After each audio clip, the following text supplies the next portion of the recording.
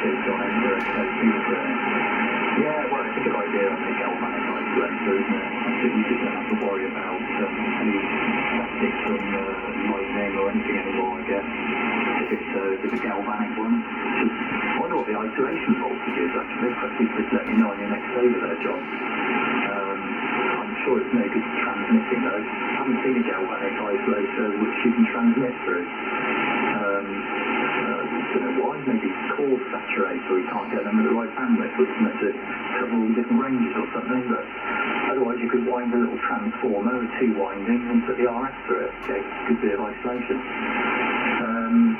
When you mentioned Clint blaming him for spending money, for a minute I thought you were going to say he bought one of those Win radios. I don't know if you see Clint's YouTube channel, but he reviewed, unboxed a very expensive radio the other day. So yeah, I was looking forward to that write-up actually, Clint, see what it's like.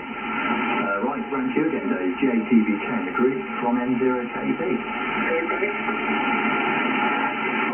Break station, I'll pop you on just after Dave, if that's okay. It's handy, like Mike, actually. But yeah, just let Dave go and then we'll pop you on the end. Go ahead, Dave.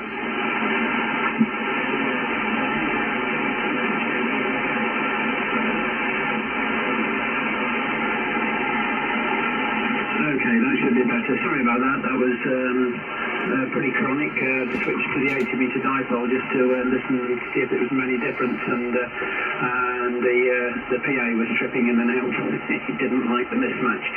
Right, you talked about the aerial. The quarter wave I'm using at the moment, which is really for top band, it's about 50 foot vertical, and at the bottom there it goes straight into, it's matched exactly for 50 ohms by adjusting the length, and then from the horizontal section slopes from about 50 foot down to 25 feet into the field, and it's more or less running sort of pointing towards northeast. So it gives you some ideas. So there's going to be a fair amount of vertical component in it, I would have thought, seeing as the current point is going to be in the vertical section.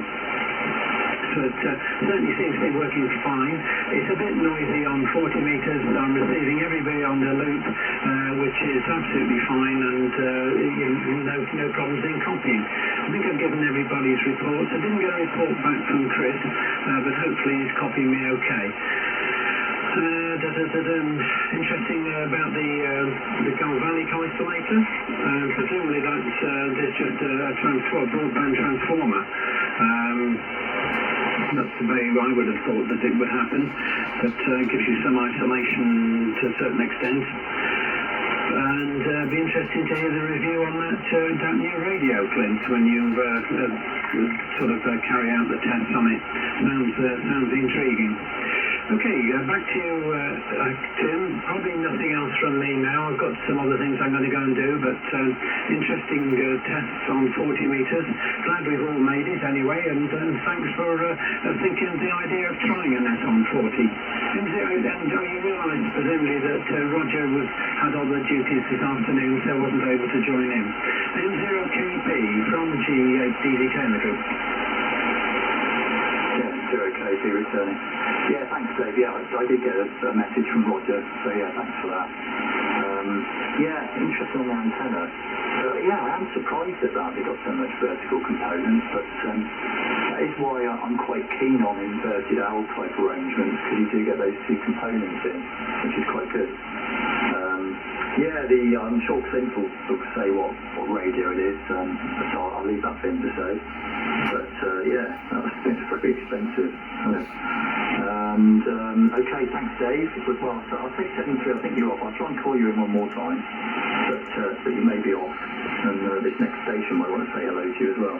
So the break station earlier. Would you like to come in, please? Mike 0 Kilo Echo Papa. Mike 0 Kilo Echo Papa. We call 0 Golf Lima Golf. Good afternoon, Tim. Good afternoon, Dave. I was thinking this John P. was actually in QSO just before I actually switched on. I think I just caught him sailing, not quite sure. So no signal on the body. Tim, you're 5-lane plus. You're just kicking into the net, 5-lane plus. Dave, 5-lane, good signal.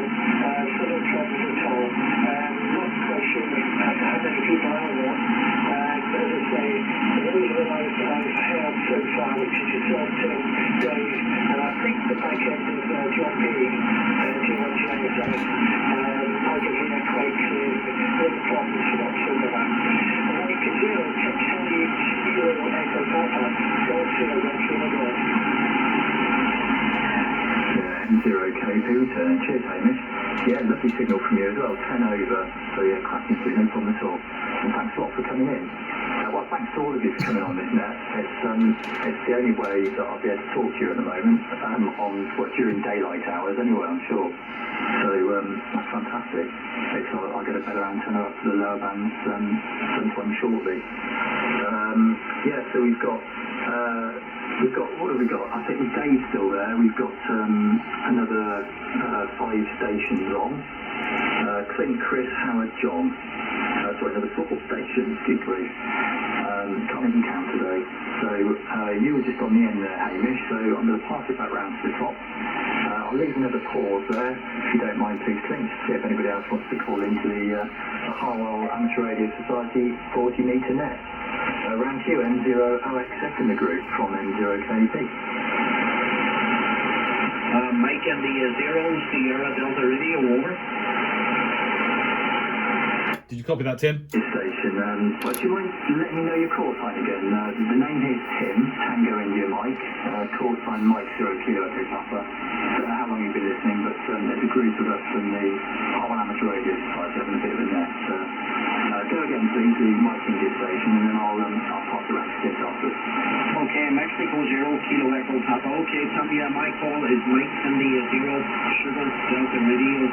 Mexico Echo 0 Sugar Delta Radio. And my name is Derek, Delta Echo Radio Echo. Oh, what? Excuse me, my name is Derek. And the GDH here is the city of Derry here, Derry, London, Derry in Northern Ireland. Mexico 0 Kilo Echo Papa. Go ahead. Yeah, cheers, Derek. Got my amplifier, I was going to trip then. Yeah, lovely signal with me, Derek. It's 5 and 9 plus sometimes, so it's working very well on the band. We're just doing a bit of an experiment today because we normally have an 80-metre net, and the band's just not working over to me at all. So I'm located in Malvern, just west of Birmingham, and the others are located sort of in Oxfordshire or very close around that area. And 80 metres just not working at the moment. If you don't mind, I will pass it back round to Clint in the group, if you could hang on, and we'll get you next time round. M0OXS in the group from M0KP. M0KP, M0OXF returning. Thanks, Tim. Right, a couple more reports. Hamish, G0, GLG. Good afternoon, sir. You're a lovely signal here in West Oxfordshire, in Ensham. You're sort of 5 and 5, but yeah, lovely signal. And good afternoon, Derek, Mike India 0, Sierra Delta Romeo. You're also 5 and 5 here in West Oxfordshire. The name's Clint, Charlie Lima India November Tango, call sign Mike 0 Oscar X-Ray Fox. So good to have you on board, Derek. You're most welcome. This is the kind of inaugural Harwell Amateur Radio Society 40-metre net. Started really because Tim moved away from Oxford, and as he said, this is the only way that we can really speak to him. It's not working on 80 metres. Right, a couple of points to add. The galvanic isolator is a device made by Bonito, the German antenna company, and it's designed to reduce noise signals reaching ground. It separates the DC current path from the coaxial shielding to the chassis on the rig, and it's basically a noise suppression device. I've got two. I've got a GI300, which I think has a bandwidth from so basically attenuates noise from 100 kilohertz to 30 megs, and then a GI1000 from 100 kilohertz to 1 gigahertz. And under certain noise conditions, it can drop the noise floor if you're looking at your signals on an SDR by up to 10 dB. It's a fantastic little device. The radio that I did the unboxing for is a Win radio. I think it's the Excalibur Ultra. It's £8,507 recommended retail price in the UK, and you won't be surprised to learn that I didn't buy it. I was actually given it to test and write a review, which is in the May edition of Radio User magazine. So it's a lot of money for £8,500, and when you put it on the bench, because it is really just a kind of aluminium clamshell, two aluminium machine sort of boxes with some electronics in, and you stand it next to a Kenwood TS990, it doesn't look very good value for money, but it did outperform all of my other SDRs, not surprisingly, but not to the point where I think it's worth it's 10 times as expensive as an ELAD FDM Duo, and it wasn't 10 times the performance, of course. So it is a great radio, but the only problem with it really is the price. Nothing else on Twitter other than I've been given an S7 signal in the Netherlands, but via the U20 online SDR. No other signal reports on 40 meters, but I'll keep a lookout whilst we continue. Back to you, Tim. M0KP from M0OXF. Yeah, cheers for M0KP returning.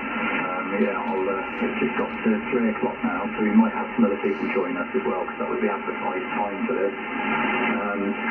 With Roger on that radio, I wonder if I'll wait to see the write-up, so it'd be good to see if you did any higher frequency testing, which I guess is where it will really come into its own rather than the shortwave stuff. But yeah, if it's outperforming those as well, it's incredible. But I do wonder what electronics are inside there to make it that cost, that's for sure. Anyway, round to you, Chris, G6RY, the group from M0KP.